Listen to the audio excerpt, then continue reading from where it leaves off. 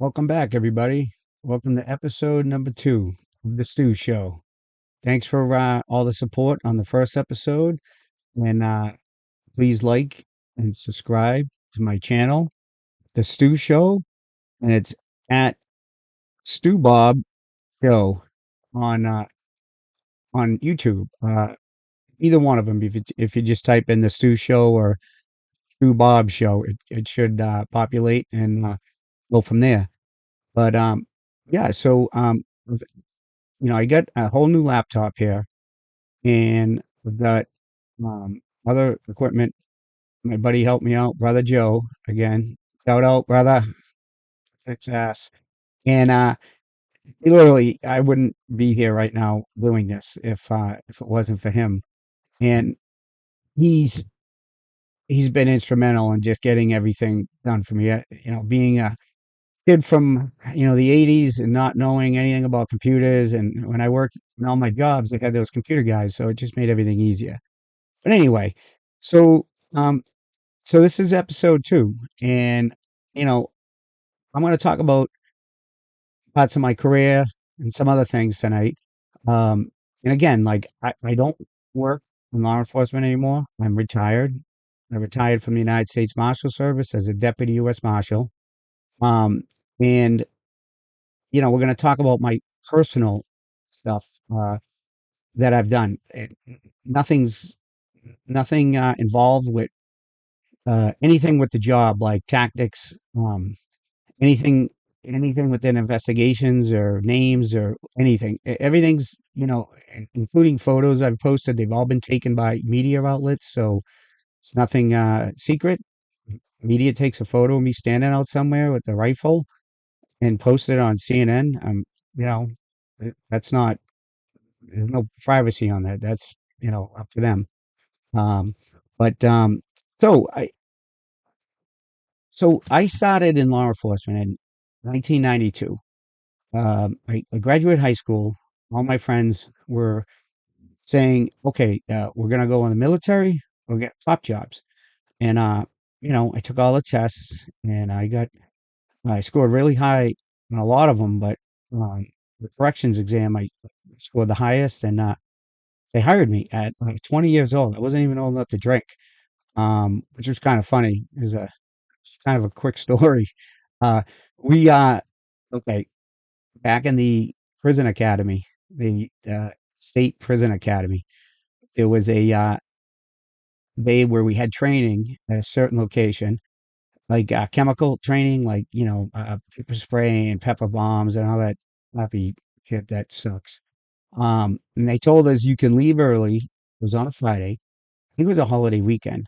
They said it actually, you know what? It was Memorial Day weekend, matter of fact, because we started in March. So it was at the tail end of the academy. So they told us leave, go straight home, do not stop anywhere, and do not stop at this certain bar, because every time we do this, someone stops there and we catch them and they get kicked out of the academy. So, being 20 years old, I said, what the fuck? We're going to stop at that bar. I was underage. I went with a bunch of older, not older dudes, but guys that were like 7, 8, some of them were 10 years older than me. So we go in there, we're having a beer, playing pool. Everything's great. We're graduating in 4 days from the academy. And lo and behold, the drill instructors come marching in uniform. And we're all like, holy shit. And they told us right then, you're all fired. You're all fired. Like, get out of here. Go home. Blah, blah, blah. So, back then there was no cell phones. There was no internet or email or anything. So, like, that was Friday. We were off Saturday, Sunday, Monday. And, we didn't know what was going on. So we reported to training, the academy, like scheduled 6:30 a.m. on Tuesday, and they told us you're all done, you're fired. Uh, the commandant or the director of the academy said, "The book's closed on your law enforcement career to all of us," and literally was closing a book at the same time, which I thought was hilarious. But I was scared. I thought, man, I'm 20 and I'm done. Anyway, so we go back to like the prisons that we were assigned to. And I go there and I tell them that. And They're like, what? They go, they can't fire you. Did you have a union rep? Were you this, that? I said, no. And if you call my first interview, Mr. Sign the fucking form and shut the fuck up was, it was great because I signed the fucking form and shut the fuck up like everyone else. And I'm glad I did because the union came right out and went to bat for me and the other guys. And so they tell us, oh man, I can't yell too loud in the mic. I'm still new at this. This is like my second go around. So bear with me, guys. So I go to the academy. I mean, go to the prison, and the union is like, blah, blah, blah. We'll get representation, blah, blah. They can't just fire you without a hearing. So he was 100% right. Um, they can't just fire you. Like, you're already like on the job. They can't just fire you. Like, it's not 1920. It was a long time ago, but so it took 2 days for the union and the DOC people to figure this out, Department of Corrections people to work it out. Well, you can't miss more than I think it was more than 24 hours of training or one day. I'm sorry, one full day or whatever. So nothing happened Tuesday, nothing happened Wednesday. So we were supposed to graduate Friday, and they told us, here's the deal: you're not going to get fired, but you're going to have to recycle through the academy. And at the time, I think it was 8 weeks. And we, what are we going to say? Yeah, of course, I'll do that. I wasn't going to give up the job. And the academy, the next one was starting like that following Monday. So anyway, that following Monday, we show up, and there's six of us, and the drill instructors come out, and what do? They go right at us in the parking lot. You six line up in front of the class. I think there's 48 of us in basic training. They made us line up and just explain ourselves how dumb we were. And they broke our balls every single day, 100 times worse than any other trainee because we were getting recycled and we won their little battle and they lost. But with all due respect to these guys, the day we graduated, they all came up and shook our hands professionally and said, like, we're shocked that you guys did this. Like, we're very happy and you're going to have good careers. And it's a game. And hey, I had to do it. But the best thing about it was it gave me 8 more weeks off in the weekends. I was Monday through Friday, pretty much halfway through the summer, and that was a win. Uh, so I, ended up working at that place for 3 years exactly. Um, and got hired in the federal government around 23. Um, back when I got hired in the Department of Justice. Uh, when it was INS, the old Immigration Naturalization Service. Um, and I worked there. My federal career was split up exactly like half, like 13, 12 and a half to 13 years with the legacy INS, and which later become uh, ICE under Homeland Security post 9/11. And then kind of weird story, I left the government for 2 plus years and went to the state police. And unbelievable job. Was at New Hampshire State Police. I loved it. I mean, it was great, but they didn't like honor the pay that they promised me and stuff like that. And the whole time for about 7 years prior to that, I was getting job offers by the U.S. Marshals. Actually, as early as 2001 or two, right after 9/11. But they wanted me to move to like Anchorage, Alaska. Honestly, the border, like man, this like the armpit of some places. I just didn't want to go. Like, I mean, Alaska, you thought, oh, it's beautiful out there. Like a house. Like I remember looking at the houses. It was like $400,000 for like a crazy house, and I mean, and it's light out all the time up there. Like I need to sleep. I like beers and you know other things that live up there. It's cool, but you know anyway. So I was just working, and I was signed to the fugitive unit. Kind of like halfway through my tenure there, um, and catching bad guys. And it was great. I mean, and I forgot, like, oh, hold on a sec. Sorry about the background music. Background noise. I think somebody upstairs is showering, and there's a drain pipe like right to my left, and I don't know. I'm gonna have to tell everyone not to shower anymore. That's how it's gonna be. Ooh, oops. So anyway, I traveled all over the world, for both, the marshals, but mostly for the ICE and INS. I mean, we're gonna get into that in episode three. But just a quick thing. I've been to at least 45 different countries. Some of them multiple times, like up to 20 times. Some of them, maybe even more. But in some places, like I never even heard of. Like they told me I was going, I had to go look in in an atlas to like figure it out. Um, yeah. So anyway, so then during I was in the state police, things were going well, and I'm like they didn't honor my pay, so the marshals came through and offered me a job uh, locally right here in New England, and I was like, yeah. Well, what that meant was another academy. Okay, so get this. So I did the State Department of Corrections Academy twice, like an idiot. I did a part-time police academy, which was like Tuesday, Thursday night, and then like all day Saturday, and then the medical stuff included was all day Sunday, and that went on like for like 8 months while I was working full time. It sucked. I get out. I was working midnights at the prison. I get out on Saturday and go sit in class all day to like 4:30, right from the prison, and then have to be back in work at like quarter of 11, and it's an hour drive. Like it just was like miserable, but I did it. Um, and I also did, then I got hired, like I said, in the old INS, and had to go down to Georgia, the Federal Law Enforcement Training Center in Georgia. Um, and that academy was really laid back. We had a lot of fun. Great guys. Met guys from all over the country, like customs and like ETF and everything else. It was great. We lived in like a townhouse. They don't do that anymore down there. We used to like have bonfires and like burn stuff. You'd be getting locked up for some of the shit we did back then. But anyway, it was fun. So I graduated from that academy. And then when INS became ICE, we had to go back for like some other type of law training. I went to that for 5 weeks.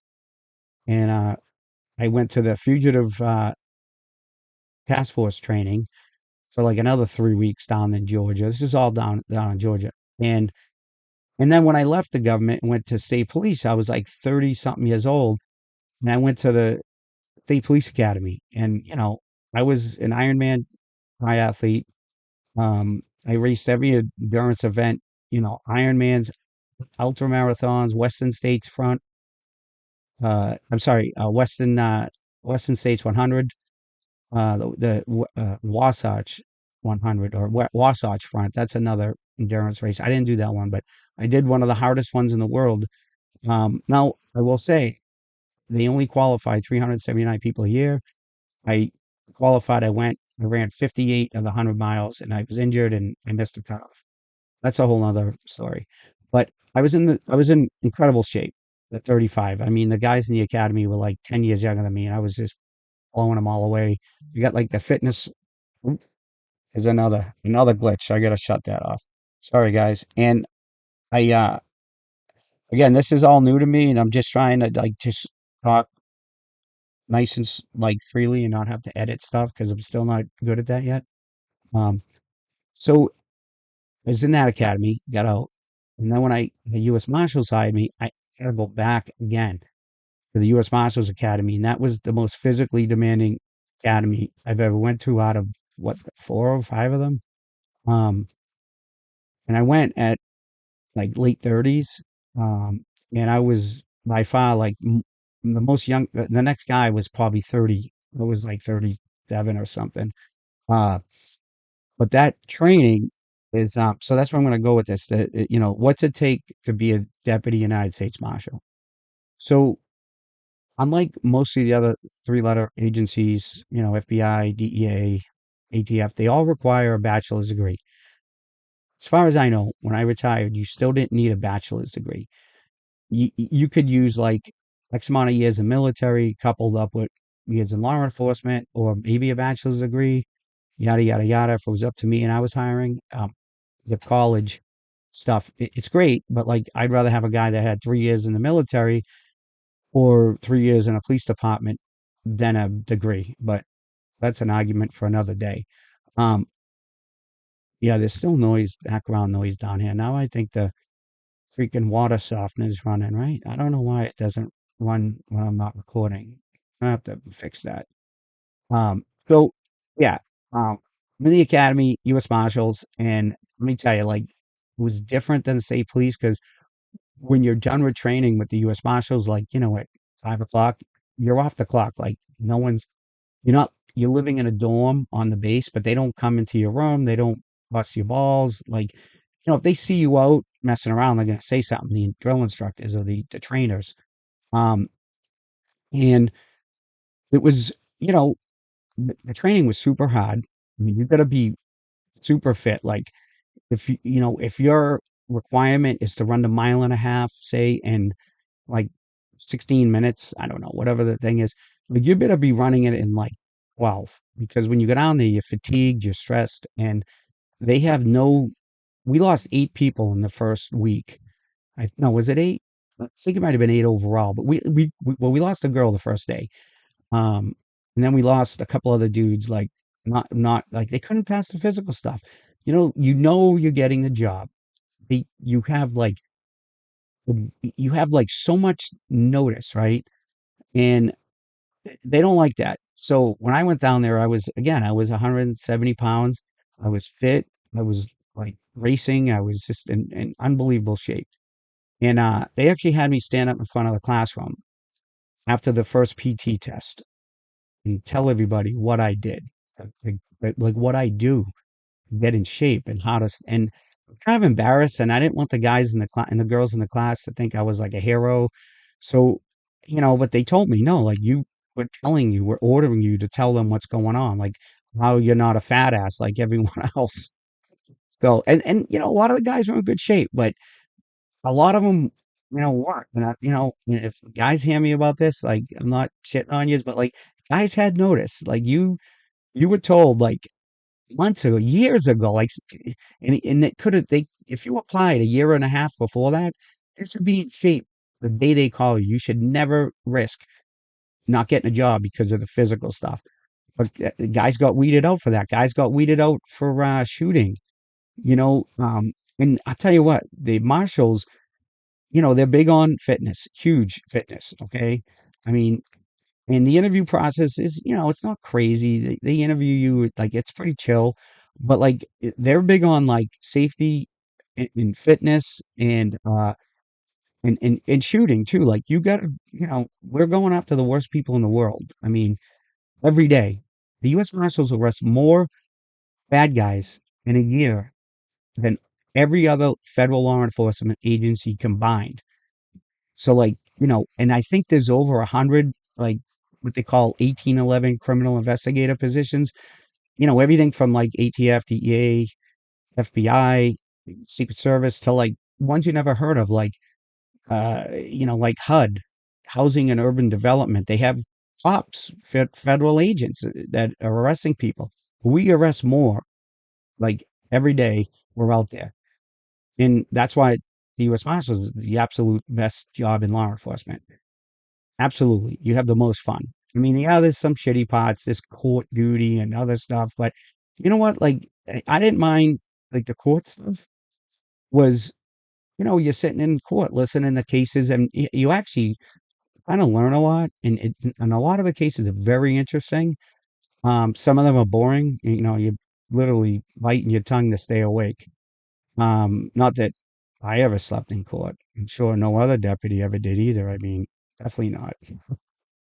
Uh, but yeah, so like, for the U.S. Marshals, if you're looking to get into it, if you're a young, well, not even a young guy, you have to be, you have to be 37 years old or younger.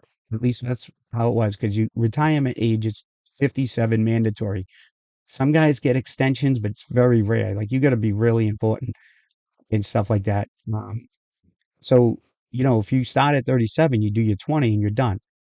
If you start at 30 years old, you can retire with your full pension at 50. But if you start, like, you have to have 20 years on the job at 50 years of age.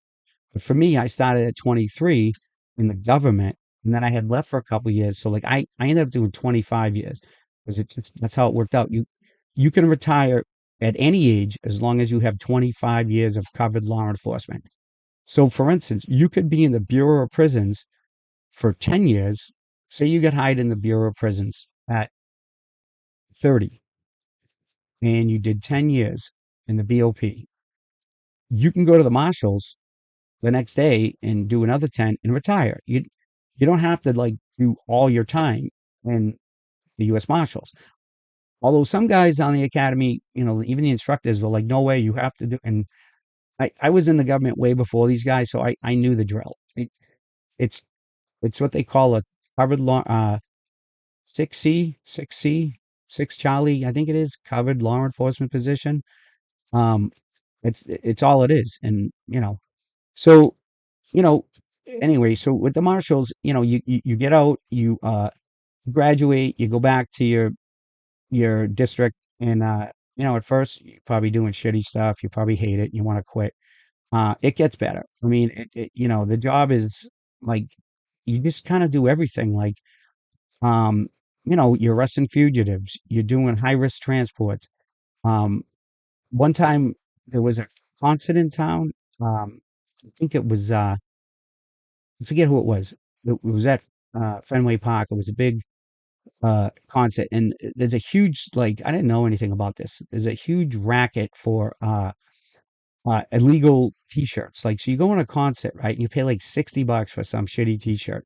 Well, the dude outside the venue selling them for like 20, and they look great, but it's like a million or $1 billion a year like racket. It's illegal. So the concert, it was oh my God, it was I'll think about it. New Kids on the Block. There was New Kids on the Block and somebody else. And they filed some like court injunction down in like New York City to get enforcement to like like bust guys stealing t-shirts. I'm sorry, selling t-shirts. So who's gonna do it? No FBI, they're not gonna do it. So they said give it to the US Marshals. And they just give all this weird shit to us. Like with the coronavirus, like have us take care of those people. It just whatever no one else wants to do, the US Marshals do it. So we went out and like walked around with a former law enforcement guy who retired, and he was in that t-shirt uh policing job. I don't even know what you want to call it. It's a private job. That's what he did. He traveled around the country and he knew all the players. There's a million people outside the thing, and he's like, see that guy? That's like Joe Blow. See that guy? That's like Jim Jones. He's got t-shirts. He's See his legs, how they look big. I mean, he's like, come with me. So we go over to him and he shows him his badge, and he's like, Joe, you got all the t-shirts? And the guy had like literally like 50 illegal t-shirts, and his pants, like he had like spandex on. They were like stuffed in there, and his shirt, and I don't know, everything else. And you know, it was, it was like no arresting of the people, which we could have, but we just took the t-shirts away. Um, I got a few hanging on my wall. No, I'm kidding. I don't. Uh, but again, it kind of just to get to the point. It's like, hey, the judges are like, tell the U.S. Marshals to do it. Um, yeah, because we'll do anything. Again, this episode's totally kind of geared towards like guys that are looking to be U.S. Marshal, or ladies or somebody. It's a very they they give you the best equipment ever. Like every year they said, you want new equipment, this, that. Like if I wanted anything, they buy it for me. Like if I wanted some cool shooting glasses, they bought them. The only thing they ever said no to me was running sneakers. And I said, well, we're required to do a fitness test twice a year. I need running sneakers. Like they wouldn't buy them, but they would buy like like a jacket. I don't know why they don't buy sneakers. I don't know. Maybe this where I work, out of my office, but other places they I heard other different stories, but our district they bought us the best equipment and like the best armor and rifles and all that stuff, and it was just amazing. And shout out to them because they're they're helping the guys, they're protecting our guys, and like the best helmets for like hitting a house, all that stuff. So you know, and if you get into the job, you get to travel. Um, you can go places. They offer every type of training, like you name it. Like they'll send you to any training anywhere, essentially. At least when I was working, and again, this was less than 2 years ago. Um, and I totally respect that. Like I was so involved with my own like racing, like all this type and that type and that type, and somewhere else I had triathlon and stuff. I was like an amateur age grouper, but I was all American. That's like 1% of the country for Ironmans and triathlons and stuff. And I wasn't getting paid. But like that, and I had, I was raising three kids, working a lot. So I didn't take advantage of like all the awesome training they could have gave us. But like, I will say that our trainer where I worked at is the best trainer I ever had. He taught me how to shoot a gun and a rifle and do all kinds of other stuff, like incredibly just amazing. Like, and this guy's worth $1 million. Like, if he went to the private world, he'd be, I don't know, maybe he already did, but he would be making a lot of money. He's a pro, and he's been on the job a long time, former military, and it was the best training I ever got. I mean, and to this day, like I can go out and go to the range with my buddies, and it's just so in my muscle memory that you know, again, Marshalls, great job. We can all, we can talk about a lot of that on the job stuff. Like I said, nothing that's like secretive. Obviously, I don't represent them. They're not, like they're not saying, you know, what's the word? Like, anyway, forget about that. Um, so here we are, and I'm gonna try to keep this one to like 30 minutes because, no, 40 minutes. Being my first one, and I hope to God, like, man, I can get this thing uploaded and pushed out to YouTube tonight. I'll probably end up calling my buddy Joe again and saying, "What do I do?" I'm so bad with the laptops and all that stuff. But so a- another thing, like with the marshals, like we were involved. I'm sure everyone's aware of the marathon bombing in 2013. I've run the Boston Marathon 4 or 5 times personally. I didn't run it that year, um, but when the I was on call that week. So when the bombing, I was driving home. Again, this is the Boston Marathon bombing. When I was driving home that night or that afternoon, the first way I learned about it was a friend of mine, another Ironman triathlete, called me and said, "What's going on? What's going on?" I said, "What are you talking about?" He goes, "The Boston Marathon, they just blew it up." I was like, "What?" And right when he said that, my work, so he was calling me on my personal cell. Then right when that happened, my work cell started blowing up. Like, you need to come back. I was the guy on call. So, long and short, I turn around, shoot back towards the city, and I'm listening to it on the news, and man, it like 9/11 was a like biggest terrorist attack ever. But if anyone knows anything about terrorism, and I mean, maybe some of you experts out there, terrorism guys, FBI guys, I wasn't an expert in terrorism by any means. Um, but as far as I know, it's all about putting the fear in the people. It's not how many people you can kill. It's how much you can change the direction that they go in. So when 9/11 happened, yeah, like 4 or 5 thousand people died or whatever, or something. I don't know the exact number. Um, but with the Boston Marathon bombing that day, I think three victims were perished that day, like on the spot. But like hundreds of others lost, legs and parts of their feet and all kinds of other stuff. And I'll get to that in a second. But like again, it's those assailants or whatever you want to call them, bombers, after like they put the fear of God in the people. Like people didn't want to go to crowded places for a long time. People were afraid of like anything. Like, and then it just changed everything. Like, and I know 9/11 was typically way bigger, but like terrorism, putting the fear into people and changing their ways of life, and they achieved that. Those losers, and I'm glad one's booked and the other one's locked up in the basement of some federal prison out west.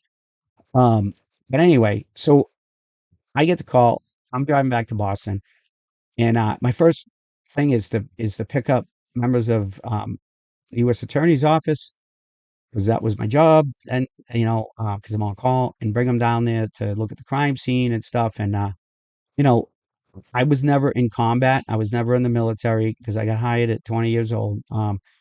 Like I said, a lot of my friends didn't pass the police exam, so they went to the military and became cops thereafter. But I got hired young, so I never went in.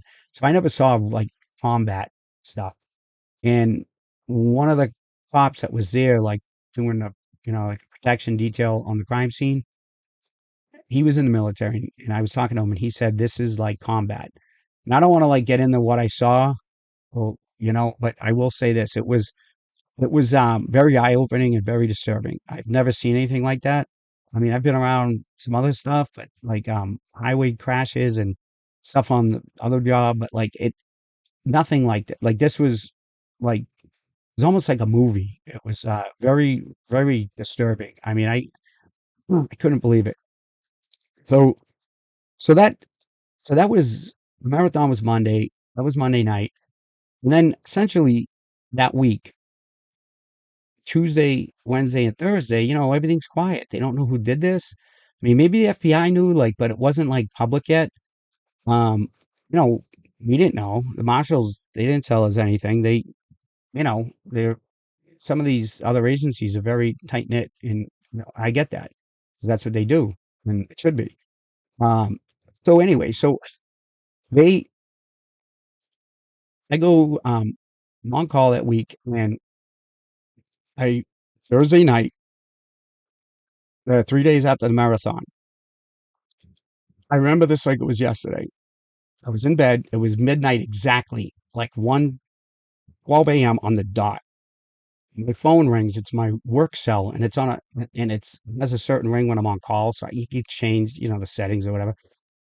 And I'm like, oh, a duty call, okay. But it's my friend, my partner, and I'm not going to say his name or where he works, but he was a task force guy, and he calls me and says, hey, the, get your stuff and get down here. They just killed a cop. Somebody just killed a cop. I didn't ask anything else. Nothing. I didn't ask who, what, when, where. How. He just told me start heading towards Cambridge. Cop's been murdered. So I'm like, all right, I'm on it. Right. I get in my car. I put my equipment on. I start driving down. And shortly thereafter, he calls me, and it's all like muffled, and you get sirens and this crazy shit. And he says they're shooting at us or something. Like I could barely make it out. I'm like, and then the phone goes dead. Well, not dead, but disconnected. And then I'm like, what is going on? I thought they honestly at this point, I'm like, it looks like a joke. If it is, I'm gonna really be fucking pissed because it's like now 12:30 at night and I'm racing down the highway for a murdered cop. And I get a second call not long thereafter, and he says they're throwing bombs at us. And that's when I said, all right, I'm all done. I'm fucking turning around. And oh no, it's real. Hurry up. I'm like, and then I was getting texts from other guys on the job about it. And, like my supervisor got involved and was like, what's going on? Like, don't be rushing in. And I get that. Like if something happens to me, like he's going to be like, what the hell was going on? Like, no, but it happened so fast. So we end up, so that whole part was when the bombers were shooting and then throwing bombs over in Watertown.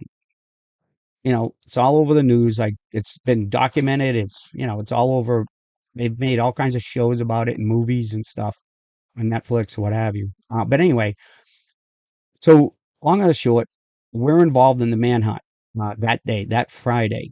The manhunt starts at like early, like, man, like, what was going on all night, but they had a big perimeter squared off in Watertown where they think a guy is. And I'm down there. I'm on a team. They make teams up. Like, I'll never forget. Um, so we're assigned like an area to search. Houses in and out, trash barrels, like anything, bushes. So, um, kind of a side note story here. Um, I'm on a security checkpoint, right, on the edge of on the perimeter, and everything's quiet. And I kid you not, like, honest to God, some guy walks out from between the houses wearing like really weird clothes and like boots, like that you'd like wear in the mud, like those ones with the handles on them, like muck boots or something. And he walks out, and like, he just looks out of place. So I see him first, and I'm like, "Who are you? Identify yourself." And I'm standing there with all kinds of police garb on and a rifle and all the other crazy shit we wore.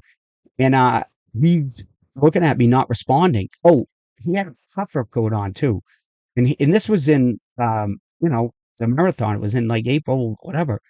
And he had like a giant puffer jacket. And I'm telling him to get on the fucking ground because I honestly thought that maybe that was one of the bombers. But it's hard to tell. I'm like 20 yards away, so I got my rifle on him, and I honestly thought I was going to light this guy up. Um, he didn't speak English, and he was drunk. We find out, and he got on the ground, and we went over and searched him, and you know what it was? It was some gardener, a garden dude, like doing fucking work in this dude's house, and he got drunk and like passed out the night before, and was stumbled out in the middle of this whole manhunt, and there wasn't anyone. I mean, when I mean anyone, there wasn't a soul around. No one was on the street. There was no cars. Like, the whole city, like, you guys know, it's been all over the news and documented. The whole water town and everything was shut. Everything was closed that entire day. Um, and my partner kept saying that he thought the perimeter was too tight, and he thought the guy was like a block or two away. And honestly, he was 100% right. But we weren't in charge of the perimeter, like, meaning like setting it up. The FBI and the state police and the Watertown police and everyone else was like fighting over command, and it was kind of a shit show. But you had like millions of cops. Like, I'll never forget. So when we had a break in between, like, searching homes and what have you, we go back and hang out I think it was some mall or something we hung out at. And then, you know, there was like cops from all over, like everywhere. And I'll never forget. I saw two cops. I don't know where they were from. They were dressed in plain clothes with like hoodies on that said, like, Hackensack PD or whatever. I don't know, wherever they were from. And they opened their trunk and got out like their daddy's hunting rifle.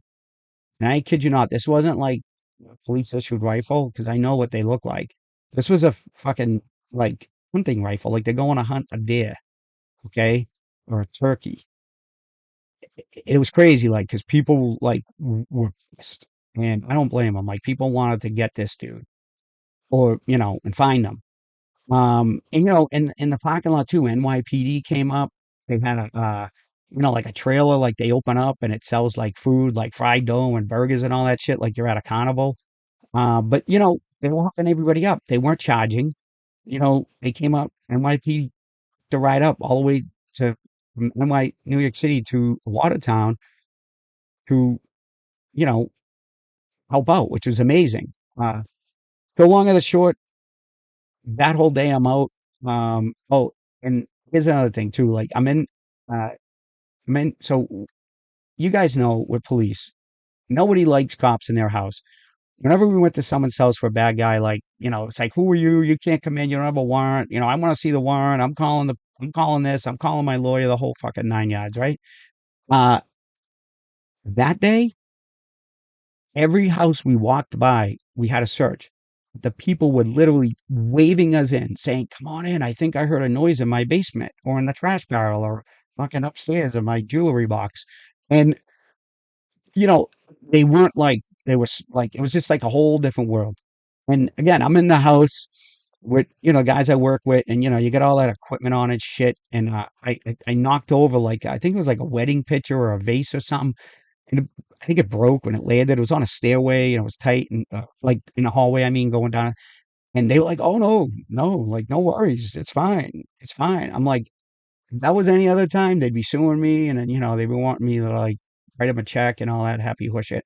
But that day was different. So it was pretty cool. Um, so one more quick funny story that day. So we're driving around and we finished our search.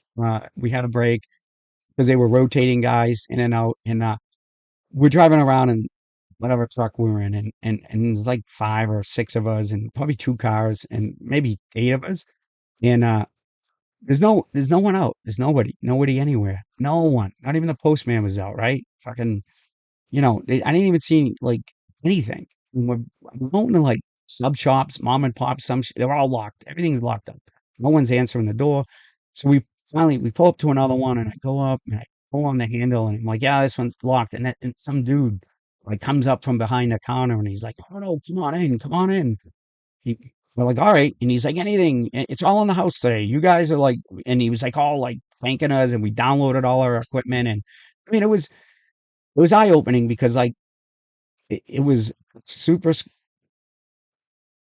Man, that noise is killing me. Apologize. Next time I'll put out an order. No showering at this time of night.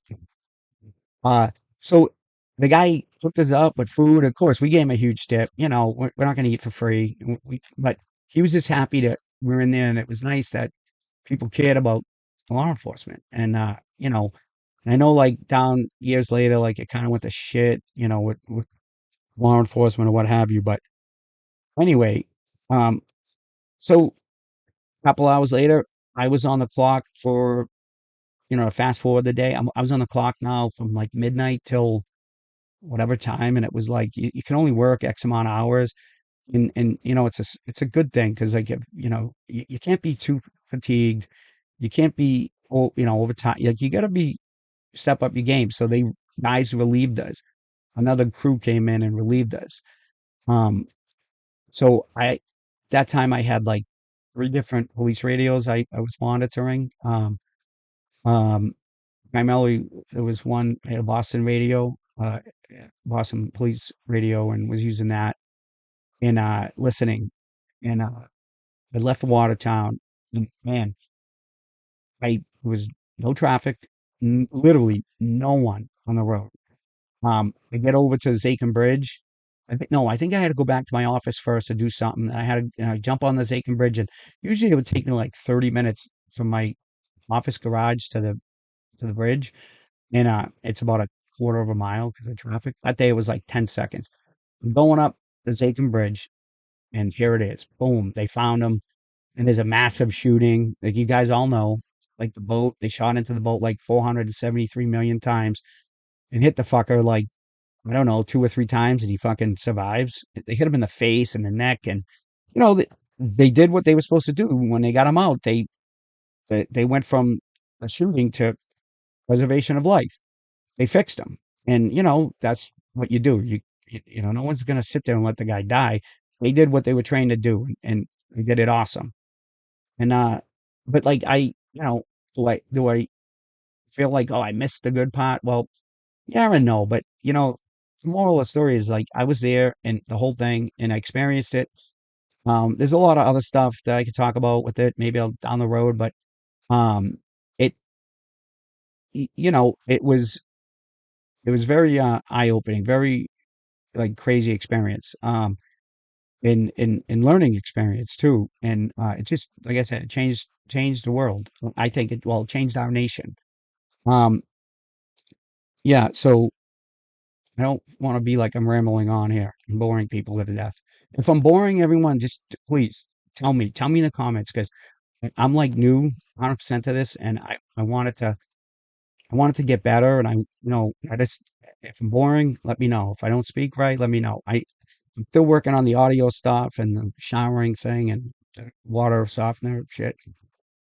Uh, but yeah, so that's it for tonight. And again, I really appreciate all the support, especially like my friend Joe helping me. A lot of people have reached out to me, saying like, "You're doing a good job. We love it. It's interesting. When's the next episode?" And that's great because I need that.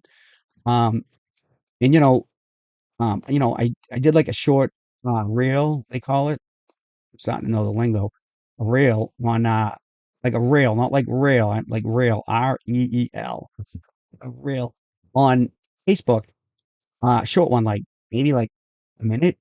And like 3 days ago, and it's got like almost I don't know over 1,000 views, and I guess it's a lot. I'm sorry, Facebook sent me like some message saying only 2% of the people get 1,000 views, and I got it in 3 days. It's usually like a month, something. So it must have said something right to catch people's attention. So I'm happy with that. I sent something to podcast my last episode. I just did the audio to podcast, obviously. I'm sorry to Spotify, and it worked. And then I went to do another one, and I couldn't figure out how to do it again. Go figure, right? We'll get that too. Um, but in the next episode, I'm going to talk about some of the traveling I did with the government, some of the places I went to, and if I'm really high speed. So right now I'm low speed, and I want to be high speed, low drag. That's the goal. Yeah, I'm gonna like maybe try to insert some photos of places I've been, and like I mean, like real quick, like I've been to Moscow, Russia, I've been to Africa, Israel, everywhere in South America, like some really cool places. It'd be cool just to kind of like make, hopefully get some photos in there and shit. I don't know, but that's gonna be for a rookie. It's gonna be a little tough. Um, so that's it, guys. So this actually went a little bit longer. Um, it's almost 50 minutes. I don't know.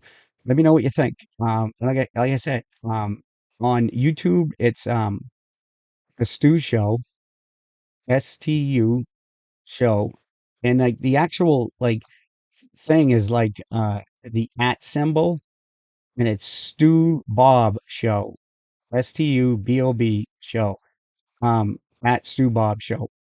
Either one pops up. I don't know what the deal is with that, but um, figure it out. Um, but hey, please like and subscribe. Throw me a few comments. Um, whether it's good or bad, I'm an easygoing guy. 30 years in the job, I nothing really bothers me. Other than the showering.